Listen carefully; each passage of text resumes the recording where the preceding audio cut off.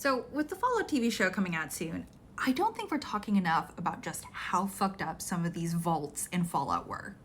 But yes, I do want to see all of them.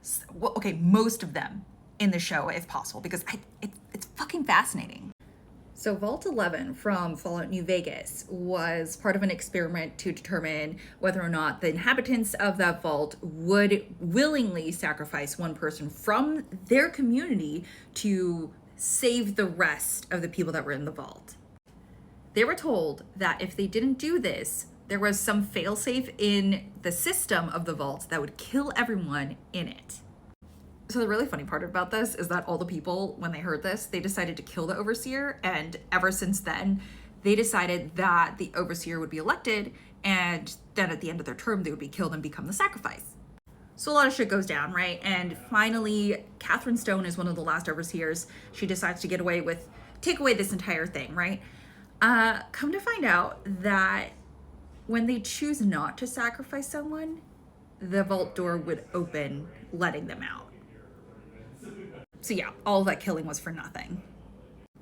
Vault 75. This one was a vault just full of children. So when shit hit the fan in 2077, they took some families and their kids and ushered them into this vault, right? And they told the kids, hey, wait here. We're going to take your parents. We're going to get them oriented. And the kids, walked into the vault. But the adults were actually all killed, leaving just the kids. That's not the worst part. So they would get educated and everything, right? And they would get tested on whether or not they were strong physically and also mentally and smart, right? So once they reached 18, they would have this sort of graduation ceremony and would deem them whether or not they were, acceptable for graduation and being out in the world. Well, the kids who were smart and physically well-built, they would be harvested for their genes, or if they were incredibly smart and really good at following the rules and what people told them to do, they would join the Vault's science team. The other kids who just didn't meet standards at all would be killed. Now, in my opinion, one of the most fucked up ones is definitely Vault 112. So Vault 112 was one of the last to be constructed, and this was intended for only 85 occupants. And they were going to be suspended in virtual reality throughout the whole thing of the Vault's duration.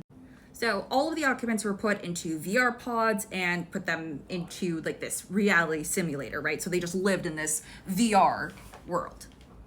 The overseer, his name was Dr. Braun, and he was in charge of making sure everyone in this VR world was doing okay, right?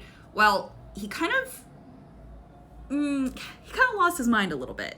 So he was the creator of the Garden of Eden creation kit, which basically contained a lot of like simulated VR utopias, right? It basically let the people who are within these worlds kind of live forever in them and have this like perfect idyllic life. So Vault 112's occupants willingly entered the virtual reality pods, but they couldn't leave. Yeah, so Dr. Braun controlled them all entirely as soon as they stepped into the pods. And he, one person shouldn't have all that power, and he kind of went crazy. And he basically tortured them endlessly. He would run them through these horrible nightmares, and he would kill them, and then he would wipe their memories and do it all over again. So he would kill all the occupants, resurrect them through the program, and build this life again, and then kill them again. And he was actually kind of fucked up. It's important to note that the people in the virtual reality pods aren't actually dead. It's just their minds and their consciousness that thinks they are, because their body is now suspended in these pods. So there's no real way to save them, and actually what the lone survivor can do is hijack the system and make sure that Dr. Braun gets trapped in the simulation himself and loses control of the residents. So you can also choose to kill the residents and put them out of their misery, because they've been alive for like over 200 years. So, and that's technically the good option. So anyways, thanks for listening to me rant about one of my recent fixations.